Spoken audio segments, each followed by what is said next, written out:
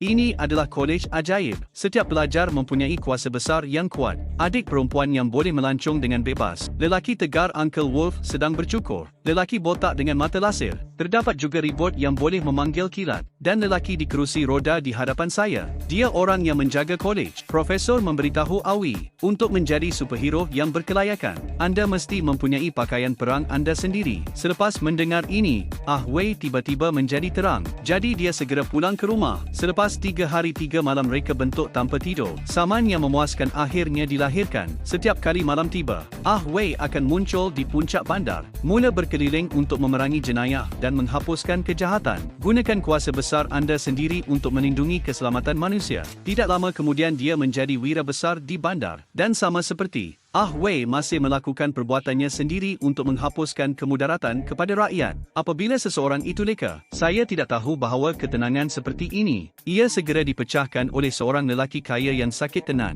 Untuk mengubati kanser, dia menghabiskan semua wang simpanannya, menyuntik sejumlah besar jin bermutasi daripada haiwan ke dalam badan. Akibatnya, percubaan berakhir dengan kegagalan. Apabila doktor melihat ini, dia hanya mahu melangkah ke hadapan untuk menenangkannya. Tetapi orang kaya itu memegang pergelangan tangannya, kemudian dengan cepat mengalirkan tenaga hidupnya, sehingga ia benar-benar menjadi mumia. Pada masa ini, Sang Bio seolah-olah mempunyai kuasa prasejarah dalam tubuhnya. Nak terpancut keluar, dia segera melepaskan diri dari belenggu. Dia dengan marah meluru ke arah orang ramai yang sedang makan tembikai di tepi. Apabila doktor melihat ini, dia takut dan menjadi pucat. Untuk memperoleh kehidupan yang kekal, Sang Bio bersedia untuk menggunakan peralatan, melahap seluruh nyawa manusia di seluruh kota. Tetapi jika anda mahu instrumen itu beroperasi secara normal, juga memerlukan bahagian khas, dan bahagian ini akan muncul di lelongan amal. Jadi dia sengaja menimbulkan huru-hara di tempat kejadian. Saya mengambil peluang untuk mendapatkan bahagian. Tunggu sehingga Dragon Freeman tiba. Sang Bio telah berjaya memulakan instrumen. Kemudian dia melemparkan bom jangka di atas bumbung.